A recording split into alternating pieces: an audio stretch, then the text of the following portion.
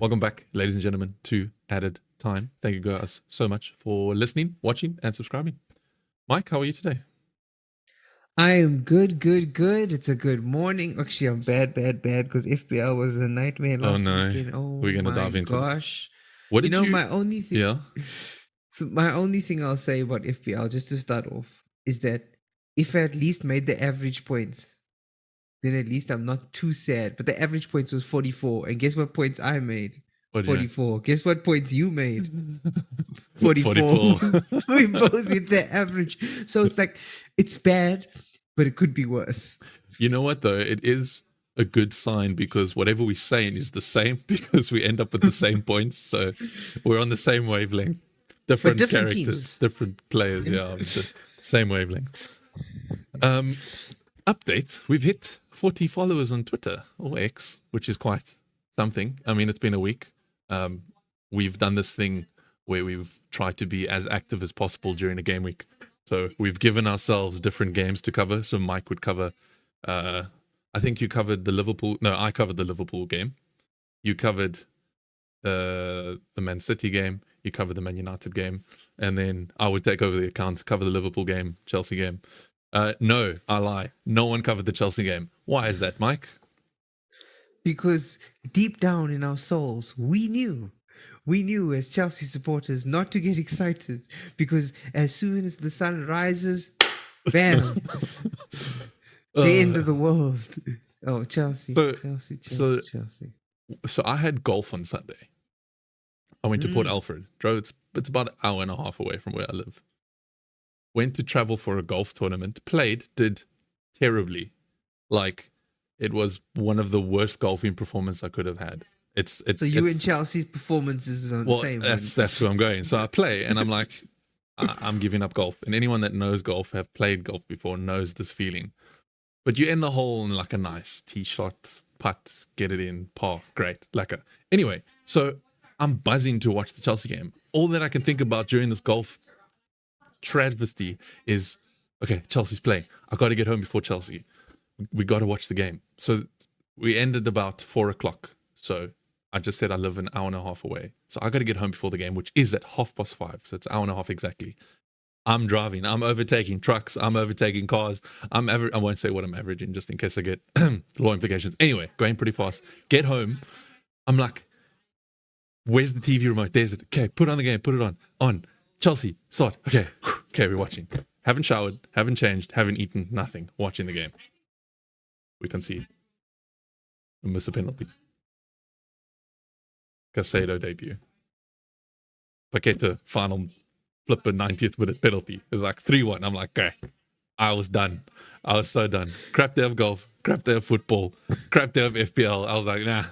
What are we doing? What's going on? You could have died on the road to watch Chelsea lose. I could have died to watch Chelsea lose 3-1. Oh, no. It was a tough day for me. But listen, it's not all doom and gloom, I guess. There's bright sides. Wait, I have something that will make you feel better. Well, it won't make you feel better. Oh, yeah. What did you do? I don't know if you ever... I did a whole lot of stuff. I don't even talk about all the things that I have to do. I wish I could slow down. But one thing I do want to say is that I discovered my favorite food, for those of you who don't know, which is everybody, is ribs.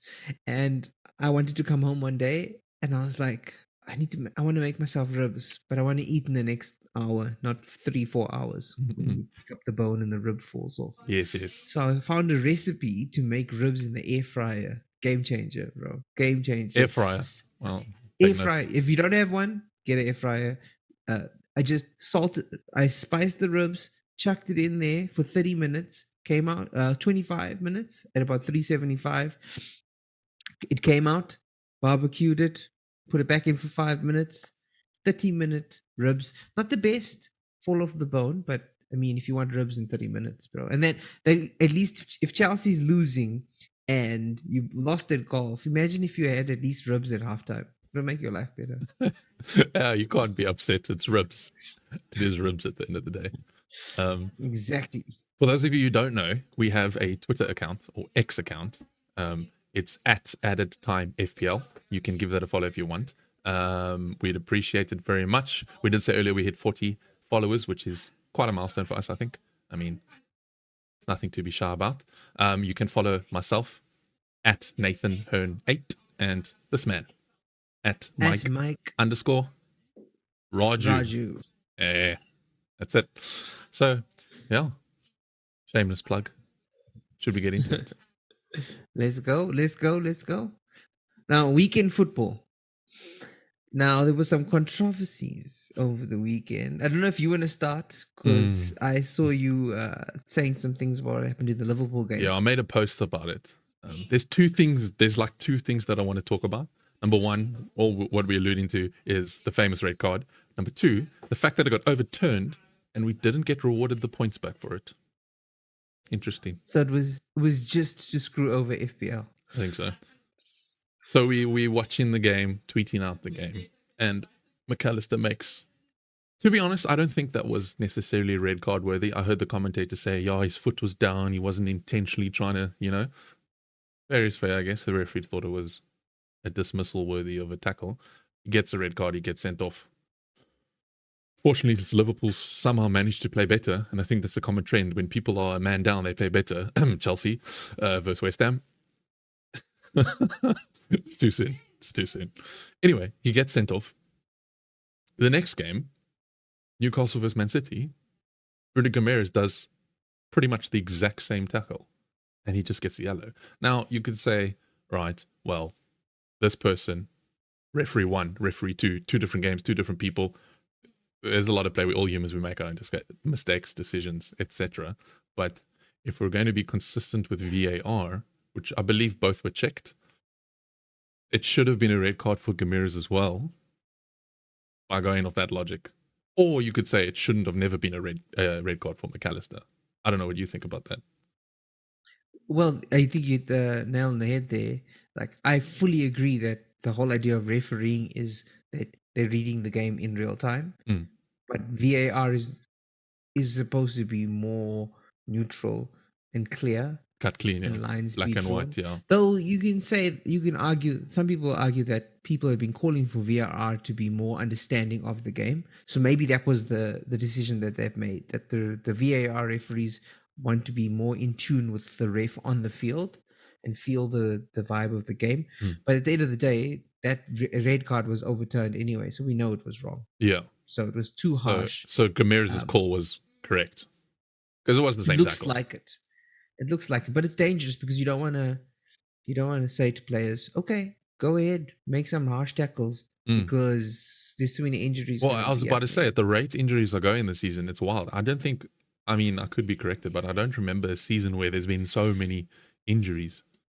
This early. Yeah. Yeah, it's all knock-on effect of the late World Cup, I would say.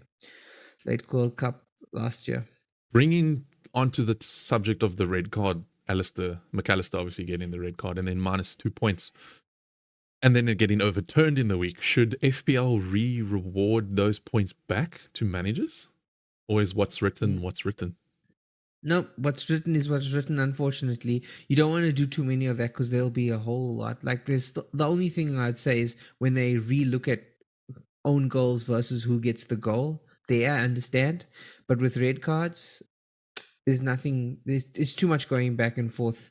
There's no definitive timeline when we know that will be overturned because it's a process of applying and then getting looked at. And so I would say no. I'm sure there's also a ton of back end development stuff, like coding wise, that it's probably going to take to just rework the system. FPL, right? It is. But speaking about FPL, and then I'll talk about the Arsenal game, because the Arsenal game was fire. Okay. Another Monday night fire game, a red card controversy. And the thing to bring this towards FPL is that there are more red cards. There will be more red cards. You've got to be careful. We mentioned it last week. I'm saying it again. 5 red cards this game week. No, yellow cards. 5. I wanted the yellow cards. That's probably, I think it was 10 or 11. It was crazy as well. So you got to watch what players you pick and know that. Be prepared for those red cards. Red cards mean blanks the next week, which means you got to have to make transfers or you have to have a better bench. I think the thing that I learned this game weeks beginning this FPL season is your bench has got to be better because of the game cards. Let me just tell you about what happened in the Arsenal game, because I'm telling you, there was some strange. Before you do that, quickly on your red card thing, my last thought is just to clarify, if you get a red card, you are banned for three straight red card. games. 3 games. Straight red. So Straight red. Yeah. anyway, carry on. It's you got to be careful now. It's a big price to pay. And straight red cards, it looks like it's not as easy to give out because, as you can see, they got overturned. But it's the double yellow to red that's going to be very prevalent because of the whole new rules of time wasting. That leads me to what happened here, because this game was fire. First, Ben White slide tackles in the box to defend. Okay, which might be a good option now for FPL with all the injuries and Tomiyasu being out. Ben White looks to be favored over Gabriel. We'll talk about that. Oh, we'll get there. So Ben White nearly gives a penalty away. Okay, there's like a penalty was like eager to happen, but no one was giving it away. Nketiah is another one we should probably talk about a little later. He had shots in the box. He had hits the post. He tries to chip the goalkeeper. At 5.6, he's already had a price rise, and with Jesus out, Nketiah has one to follow. Yeah. Saliba, everybody's Gabriel replacement, whether you got it before the price rise or after. Slide tackles in the box after giving it the ball away. Another near penalty. Still no penalty. Yeah. Okay. Odegaard taking shots outside the box. All of this is leading somewhere. Just follow me. Odegaard, 8.5. Okay. He's taking shots from outside the box. Near misses. Okay. Then the fire really starts heating up. Ayew is literally holding onto Saka, okay, for like what feels like forever, and then pulls him down to the ground. Ayew is on a yellow card. It has to be a foul. It has to be a yellow card. You're pulling a play now. Go watch the viewers. If you can't wait to watch the highlights, you go decide for yourself. He's literally holding the guy down for what feels like 12 seconds and then pulls him to the ground. And he's on a yellow. Jordan Ayew. No second yellow. Okay. The ref's trying to keep the game calm. Okay. Then finally, Nketiah runs behind the defenders. Nketiah, he's a player to watch, right? 5.6. Runs behind the defender. Johnston comes out. Goalie fouls him. There we go. Finally, we get a penalty. Yeah. Yes, Saka's on pens. 8.5 million. Saka is about to reward his. Guess who takes the ball? Odegaard. The captain, Martin Odegaard. And I don't know. Arteta said that it was unplanned and that they decided on the field in the moment. But is Arteta Pep? Is this Pep 2.0? Is this Pep Arteta roulette? Is this Arteta mind games? I don't know. Anyways, it was weeks of preparation before FPL started.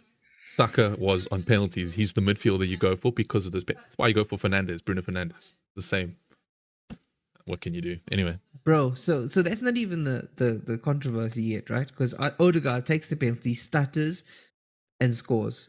Fernandes, Enzo must learn how to take penalties. Anyways. Then Tomiyasu, oh my gosh. Okay, first he gets a yellow card for time wasting. Yep, okay? holding the ball. So he's taking a throw in. Yep. He gets it. Then he doesn't even touch Ayew. The smallest touch. Ayew goes rolling down the field. Second yellow. Send off. Thanks for coming. Game ban for one. Now here's the controversy. Okay. Firstly, that was the softest foul I've seen this year. Okay. Go watch the highlight. Tomiyasu just touched him. He rolled. Okay. The second thing. Tomiyasu's time wasting. Havertz had the ball. You know when the player picks up the ball? He pretends he's going to take the throw. At the end of the game, I saw this. Yeah. Then he puts the ball down, and then Tomiyasu picks the ball up. He looks for someone, and then throws the ball. And then the referee blows the whistle. Havertz was time wasting along with Tomiyasu. So why does Tomiyasu get penalized? Because the length of time he was the last player on the ball, kind of a thing. Yeah. It's kind of unfair, and that's where the controversy is, because we had the softest yellow in terms of the actual foul, and we had the time wasting yellow, which wasn't even his fault really, and he misses a game. Arsenal suffer. Luckily they didn't concede in those last couple of minutes, but just we have to make a reaffirm of last week's note. Referees are keeping track of time wasting, gesturing for a yellow card. So like aggression, any sort of aggressive behavior. It means that us as FPL players have to be very, with FPL. Yeah, Well, I suppose managers. we players as well, hey? Okay. I consider my player. Are you the manager, Nate the Great? It's true. But yeah, I that's did WhatsApp this to you earlier in the week as well. I was saying we have to think about the hot-headed players nowadays as well, because Bruno Fernandes gets a goal, good points. Next moment he gets the yellow card. Now your differential pick versus the Mbeumo or the Matomas, it's a waste of a player. So it is something to think about. We can't obviously account for every single player, but it is something to think about. You have to keep that in mind. FPL wise, like Brighton fixtures are turning for the negative, but Brentford ones are going to stay good. Yeah, So for a while. they look good, and there might be a reason to invest in them. For me, I was watching closely West Ham, obviously, because of the Chelsea game. Again, it's tough to say, but they really did well against Chelsea. And Villa as well. I mean, they won 5-0 midweek against a Scottish opponent in like the qualifying round for the Euro Conference League. Yeah, they go beat Everton 4-0. Exactly. So in the space of less than a week, they scored 9 goals, conceded 0. It's actually crazy. Okay. I don't know if that, but their Scottish team's probably not that great. Yeah, fair. But and Everton clearly are the whipping boys of the season so far. Can't score. Again, just conceding goals. So, I mean, Villa look good. Watkins is up front. I mean, there's a whole lot of players there. Paqueta from West Ham will haunt my Chelsea dreams. So, did you notice that towards the end of the game, Paqueta and Caicedo were having a little bit of a tiff on the corner there, and Paqueta kicked the ball against Caicedo and won a throw, and then Caicedo was like almost to Fernandes. He's like, no, you go mark him. I want Paqueta. And then he goes and fouls Paqueta in the box. I don't know if you've seen that. If you guys haven't seen that, if you don't know what I'm talking about, check it out. But like you'll see, he's literally like, no, me, you, I got you. No, anyway, okay, we're getting too passionate about the team Chelsea. that shocked you? I'm assuming the team that shocked you was Chelsea. Yes. Yeah, I did not expect us to lose 3-1. Look, I would have at least expected that when I celebrated when West Ham went down to 10 men. And then we do nothing with it. We don't have the product. We don't have the end product. I know that it looks bad, but for me personally, I'm okay. For FPL especially, because here's the thing. Liverpool first season, the game of the season was always going to be difficult. We came out good. I always knew that West Ham at home was going to be tough for us, right? Because it's a London derby. We have a lot of new players that are still getting into the culture of it. They don't have that fire yet. We're still warming up. We got green players there. Yeah. Would that also be your team that most surprised you? Or do you have another idea? Shocked me. No. I'd say Chelsea as well. But I would say for FPL, our fixtures are turning. 2 tough games to start. Jackson. Chilwell. Sterling. What a performance. Sterling was, performance. We don't have to say anymore. The world knows. There's a good reason to bet on Chelsea doing well for the next 3 fixtures. They have the best upcoming fixtures of any player, any team. If you look at their next 3 fixtures, it's Luton and Forest at home, Bournemouth away.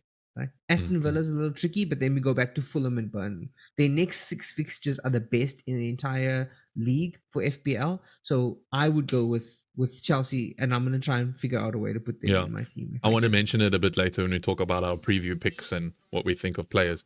But there's some players from Chelsea I might even triple up on. We'll have to see. I can see an alternate reality where Chelsea lose the next 3 games. Pochettino is fired. Gus Hiddink comes in. I don't know. It's brutal. No one gets time anymore. Hey, you don't get time with your team. You need results. Yeah, now. but if Pochettino loses the next 3 games, I don't think he deserves time. Yeah, fair. If you look at the players that have been transferred in. Yeah, I know. I did take a look earlier. Ben Chilwell is up to 26% ownership. by Premier League or FPL 400, managers. 450,000 transfers in so far. Jackson, 258 transfers in, but there's also transfers out of around 100,000 plus of Jackson. So people are like bringing him in, then people are taking him out. So it's a little bit up and down. And the last one I would say to look at for Chelsea triple up would be Gusto. As an Malo enabler. Gusto. Yeah. We'll talk about him a little later. But yeah, I've got some those are the notes on ones him. you wanna bring in as a Chelsea Mm. sort of attack. So any players for the last game week that stood out to you? Bit of a Anyone weird we one. spoke about? Slightly, we touched on his ownership. It's weird because he didn't stand out to me for the right reasons. Ben Chilwell, that decision to bring him off in the 57th minute to rob all managers of at least 2 points.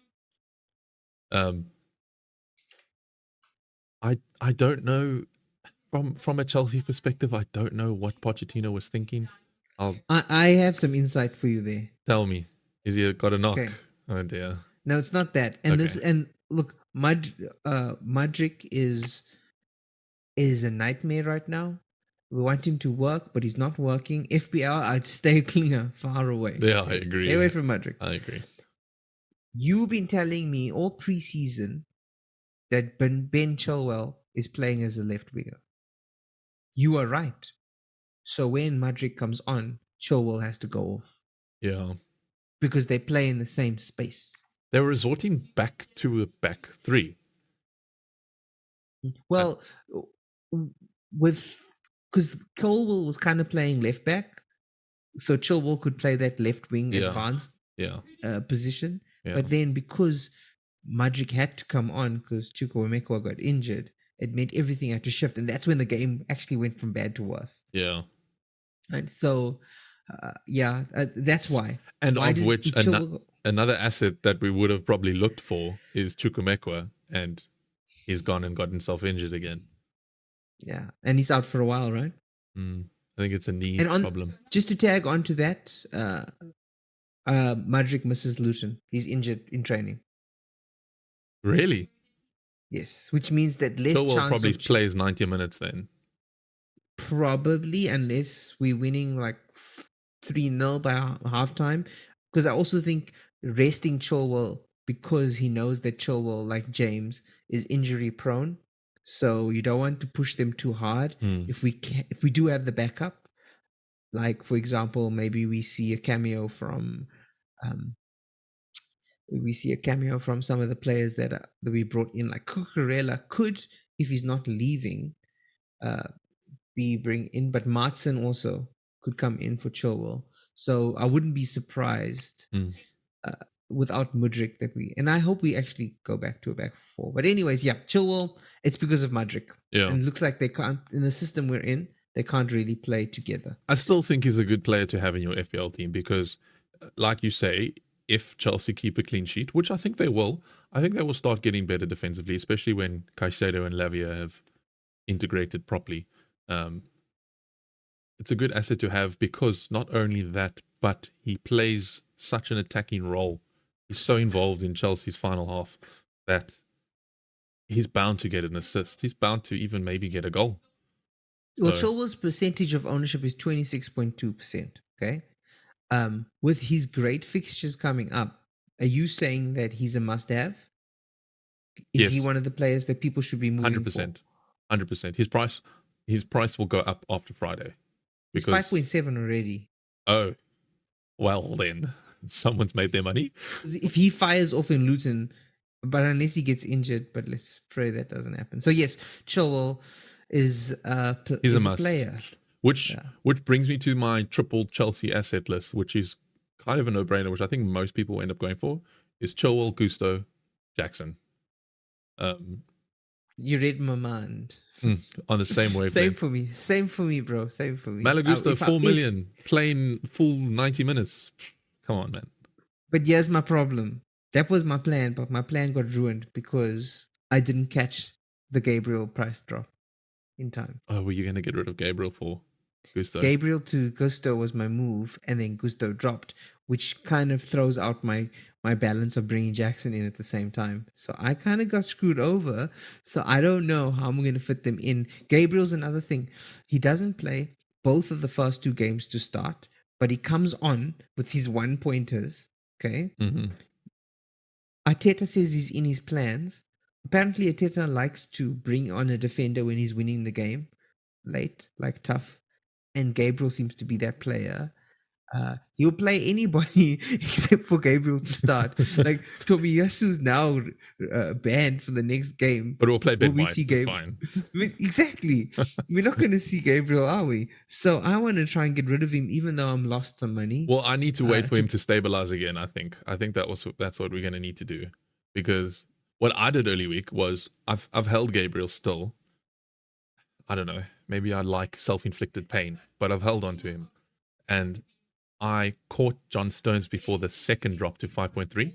I got rid of him and brought in Henry before the 4.6. Ooh, that's such a good move, Henry. Props there. And I brought him Brentford. in, and I brought him in before the rise. So I'm currently sitting on 2.4 mil in the back. So I have enough room, because I've even then thought about Baldock or Gusto, because Baldock That's is Salah money. That's Salah money. It is Salah money. It's I first wish I Jackson. had. It's first Jackson money, because I'm going to get rid of Pedro this game. I'm waiting, because Pedro is currently, he's dropped now to 5.5. He was 5.6, so I could afford to wait until latest in the week, because I just wanted to hear training news. Chelsea's got an injury bug. Is Jackson a risk? The fact that Pedro didn't start made him like, okay, he's not going to play. I'm going to bring Jackson in for him. So that's my transfer plans for this game week.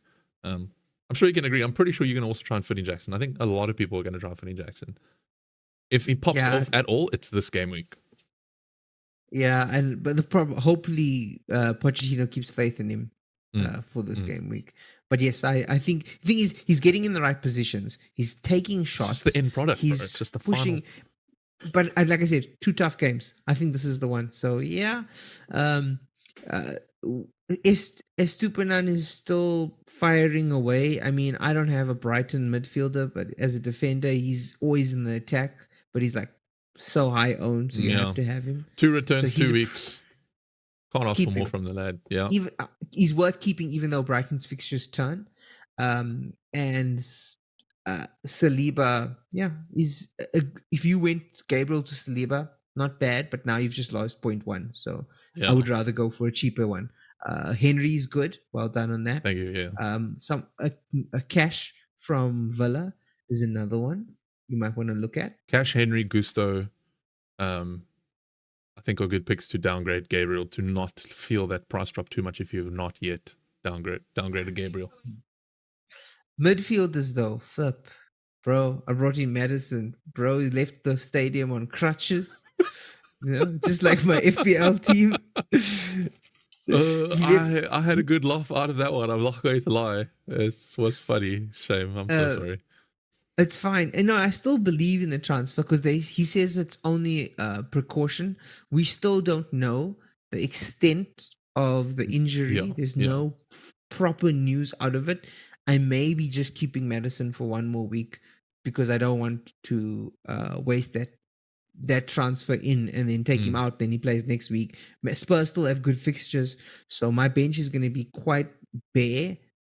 But at the same time, I would hold on Maddison. Yeah, I would hold for 1 week at least, unless on the press conferences they say Maddison is not playing for the next 3 game weeks. If that comes out, I'll take him out. I will admit defeat there.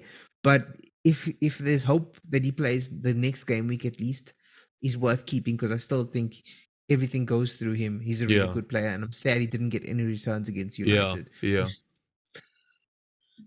it is what it is. But I agree with you. He is the new 10. He is the man that's going to be involved with everything for Spurs. Well, what must I do with Bruno and Rashford? Tell me, please. So I was going to say that part of my transfer plans is, if Bruno and Rashford hold this week, Baldock to Gusto, done. Then I'll see what to do with Rashford and Bruno. I think I'm going to keep... I actually posted a poll on X earlier yesterday. and it was, who do you keep? Bruno, Rashford, or keep both? And the majority of managers are keeping both. We had 68 votes, and 46% of them said they would keep both players. 35% saying Rashford, 70% saying Bruno. So I don't know if there's mostly Man United supporters, bro, because even if you've got Bruno and Rashford in your team, that's so much money that you could have had for Brighton assets, Brentford assets, so much money, and no, they I agree did with you. nothing. I think the problem is they playing Forest at Old Trafford. You've got to keep them because you're going to kick yourself if you transfer out Rashford and he scores double. I'm gonna keep Rashford. I'm holding him. I got rid of Bruno last week, and I'm glad I did. Though both their numbers are very good, even though there are no points for FPL. And Bruno is one of the most, if not the most creative player right now with no output. Yeah. In other words, he's creating chances. He's involved, but because United aren't really finishing off their chances. Yeah. He's not getting any points. So I would say it's not all doom and gloom, but I'm glad I got rid of at least one. And I'm hoping that the midweek, United played a behind closed doors game against Burnley. They lost 3-0, but Marshall started that game. So all the players that aren't played so they can keep game fresh. Marshall playing that game is a good sign that maybe Ten Hag is saying, I need a striker. Holland's not ready yet. Is Marshall now ready, or is Holland ready with Marshall backing him up to come up as the number 9 and give Rashford back his left wing? Because we all know Rashford on the left wing is fire. Yeah, okay, 100%. He's fire. 100%. And if he comes in playing left wing against Nottingham Forest, guaranteed points. Well, we saw him last season towards the end of the season. Sorry, he ate the teams up playing left wing. He was a very good pick. We move into forwards. Talk to me. Pedro, the music man. Mr. Zhao. Pedro is on penalties. Pedro doesn't start. De Zerbi's crazy with his roulette as well. So he says Pedro is a developing player. That's the news out of the conference, which means that he's not happy exactly with how Pedro's playing. But I mean, can you blame him? Brighton are scoring 4 goals, right? You need him, but he is their most expensive player. So, as we all have said so far, most people are going to be moving Pedro to Jackson, which is a good idea given that Brighton's fixtures. If you don't have Mbeumo, invest in Wisa as a Brentford asset. If you have Mbeumo, I don't think it really matters to you. We have a friend. Mbeumo is on penalties, I think. So Mbeumo is on penalties. He's the better option. He's the better option. I agree. But if you don't have funds for him, Wisa 6.1. I was going to say that our friend, who you may or may not hear on this podcast soon, hopefully may, has Wisa and Mbeumo in his team since game week 1, if I'm not mistaken. Yep, he's killing it with us. I mean, we all suffering, but he's suffering. He's got a ray of sunshine, which is Brighton players.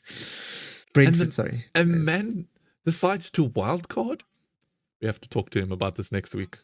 If you're looking at Wisa, Jackson, okay, Watkins just scored a hat trick and he's on fire.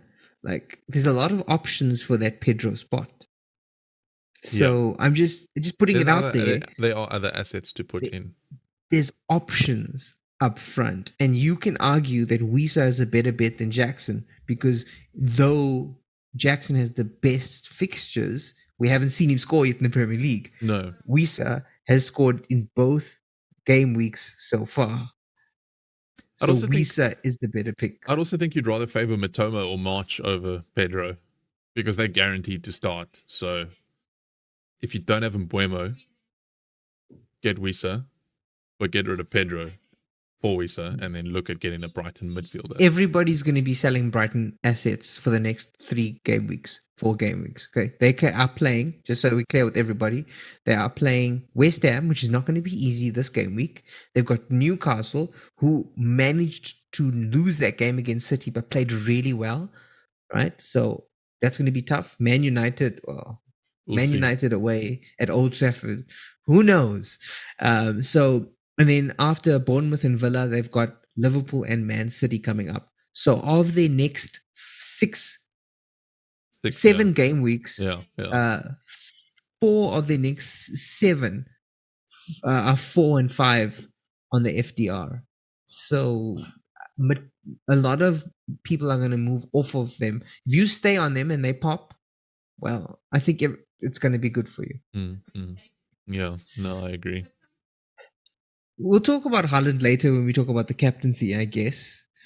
Yeah, we Captain Haaland, don't we? We'll talk about it, but everyone knows what we kind of want to do with him. Let's talk about it now. We're here now. Yeah, Who are we captaining? I'm gonna Captain Haaland. Sheffield. Captain Haaland is the best option. Like, what's the alternative picks, right? You have Saka versus Crystal Palace. Fulham, which yes. is could be a pick because Fulham are looking leaky, right? They conceded 3 against Brentford. Oh, why I said Crystal Palace is because I entertained the idea of captaining Mbeumo. Why? I don't know. I posted a screenshot on Twitter, hashtagged it, sent it out there, and said, "Who's with me?" I would be a very big differential pick, but at the same time, I don't think Palace is the team. Palace is the team to do it against because I don't play with Palace. They looked good, even though they lost to Arsenal. They were decent. They put up a good fight. Like if I'm going to captain a player, it's going to get against Everton. It's going to get against Wolves, who are back to being whooping boys after we sold them as being better. They still can't score and they conceded. Luton. It's going to get Luton. So it's if you're going to pick a captain, especially if it's a differential, pick it against the teams that are statistically likely to concede. And right now, that would be maybe Chelsea is one of them, but that would be teams like Everton, Luton, and Sheffield is one of them as well as newly promoted. On the Game Week 3 captaincy poll that we put out every Thursday on X, Haaland's got 64%. So he will be the outstanding captain. He will be my captain because Haaland blanking one game is good enough reason for him to go the next game and score 5 goals. Yeah. So and look, it's only 60 people voting, so feel free to follow so you can make that percentage more. Don't be shocked if Pep rests Haaland because that's the game, right? So make sure your vice captain isn't Steele. I think I'll vice Jackson to segue into that debate. Wow. No, I think I'm going to vice captain Jackson. I am convinced he will score this weekend on Friday. Tomorrow night, he will score. Let's rattle off some names of players that have gone up and down in price or have been injured. So quick fire them. Maddison. He went up in price. Then he got injured. He'll probably drop again. Unless it's not too bad. We'll have to see. So Maddison, we'll talk about him a little later, but Maddison is, he's going to stay on my bench. But he is semi-injured. We'll wait for confirmation on that.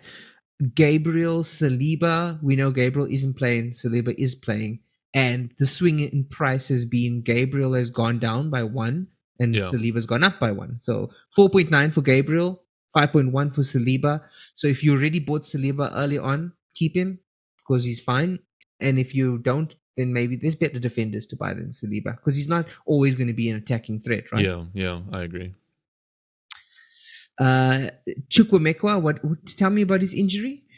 So it was a knee injury. He underwent surgery on Monday.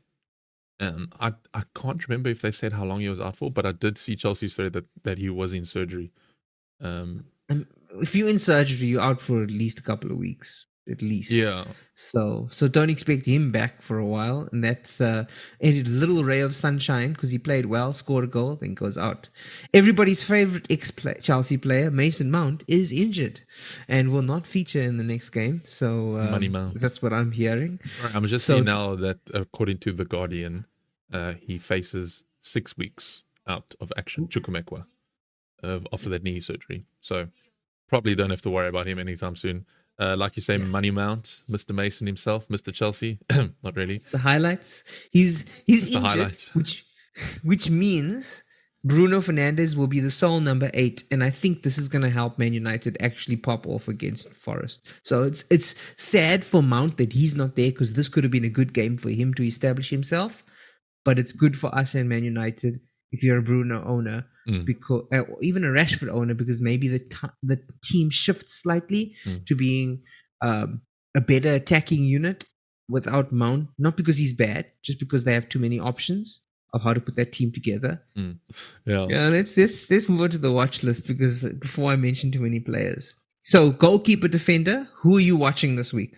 So for defense, it's going to be Malo Gusto. At 4.0 million, right? 4 million, yeah. I haven't thought about Keepers, a goalkeeper because I'm quite happy with the keep. Defender, yeah. He's a very good budget defender that we've all been talking about. I know Gusto didn't have the greatest of games against Chelsea. The game in general for Chelsea on Sunday didn't really go well, but I think he had a promising start. It wasn't too bad, and also we don't know how long James is going to be out for. Like you said, ACL or I think it's an ACL or a hamstring. He's in talks about going into surgery, so it could be very much until next year that we see him again. Just some stats that I've researched that I'm going to throw out there. Gusto completed 96% of his passes. He had a good run of defense, good run of tackles, had 2 clearances. I said this earlier, and I expect that when Lavia and Caicedo integrate really well, that the defense will be better at Chelsea. So he'll not only be an attacking threat, but also a clean sheet benefit. So he's definitely a bargain at 4 mil. I think most of us managers can agree.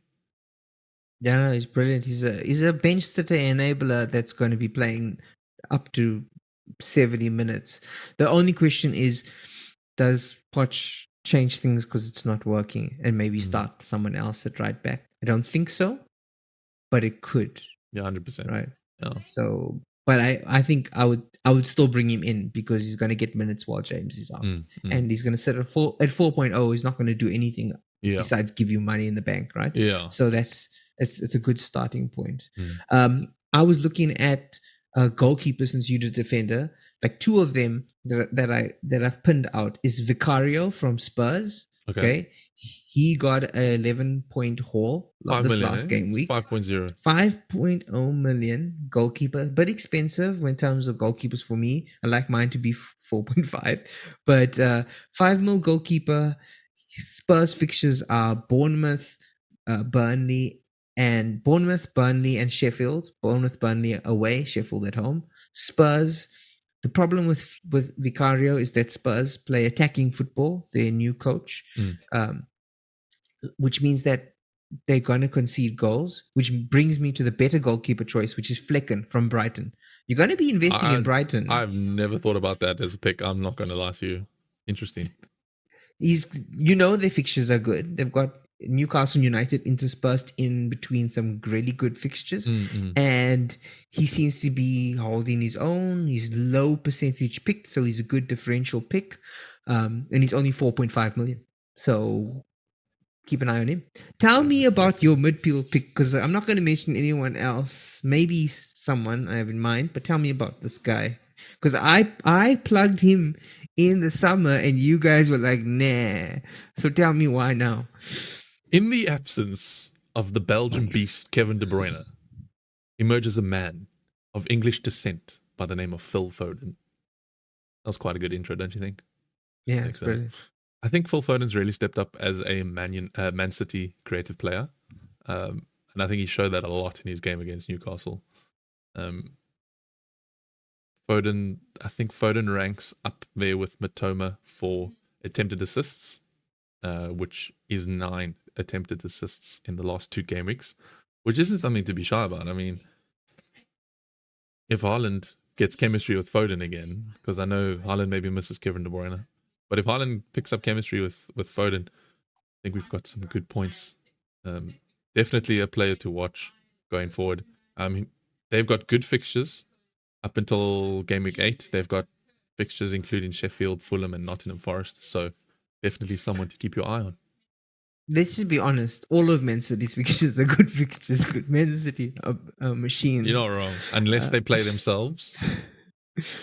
Foden is playing more centrally. Yeah, This so season. he started out wide in the Newcastle game, but then he came back in and he drifted, and that's when Yeah. the magic happened. So because Bernardo Silva didn't play and KDB's injured, this guy is going way up to the center, which means he's more involved in play. He's very creative. Yeah. So, right. Well, now the fun part: buy, sell, hold. Who's your buy, Mr. Nate the Great? I'm going to quick fire this. I'm going to mention my 3 players straight away. You mention your 3 and we discuss. I think we do that. Okay, go. Let's see how that works Go out. for it. Buy. Pew pew pew. Buying. We're buying Jackson. Nico Jackson, the Chelsea man, the talisman. Not yet, but we're buying Jackson. We are selling At 7 Pedro. million. We're buying Jackson at 7 million, selling Pedro for Jackson. This is what I would do, especially if you've got money in the bank. You have a differential to sell for Pedro, which you'll talk about. Buy Jackson, sell Pedro, hold Rashford. Now, we did say Bruno is the better asset, but I think if what you say holds weight and Ten Hag moves Rashford out left, it will be this game weekend. We'll see it happen against Forest, and I think he will become quite a good asset again. And his price is held. It's not dropped, so there's a reason for that. So I think managers also back that idea. But that's my buy, sell, hold for game week 3. I agree with you in all of those. I mean, I only wish that I wish Pedro had started, so his price had gone up by 0.2. So when you sell the player, you make that 0.1 profit. Now my 3, we go. Let's see. I have for buying. I think you should buy Wisa. Come on, you've been listening to me this whole podcast. No, I've been plugging him. I think if you don't own a Brentford asset or Mbeumo, you buy Wisa. If you can't own Bremo, if you are stacked up in the midfield, go for Wisa. Right? He's a safer bet than Jackson in terms of actually scoring goals up to this point. Yeah. Buy Wisa, sell Gabriel. I know you said there's an argument that there's no point selling him because he already dropped in price. Right? Yeah, of course, yeah. But if you are moving to get funds and you're going to Gusto, Gabriel's the one to sell because he's just not doing anything, and there's no confirmation that he will do anything. And then my hold player, we trying to talk about this guy all podcast. I have this tank eating my money up in midfield called Salah, Mohamed Salah, for 12.5. This guy gets a penalty. We all captain him instead of Haaland, not all of us. He gets the penalty. He misses the penalty. He scores the rebound. Okay, didn't have the greatest game. Was shown up by Diaz, Jota, Szoboszlai. Everybody did better than him, honestly, on the game. And he's got a tough fixture. He's got a tough fixture against Newcastle this week. But after that, he's got Villa at home, Wolves away, whipping boys, West Ham at home, Spurs, Brighton, Everton, Nottingham Forest, Luton. I'm naming teams that Salah should be scoring.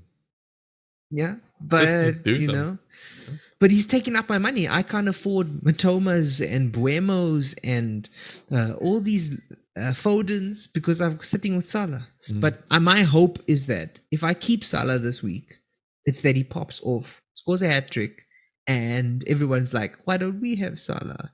He is one of the top performing FPL players over the last 3 years.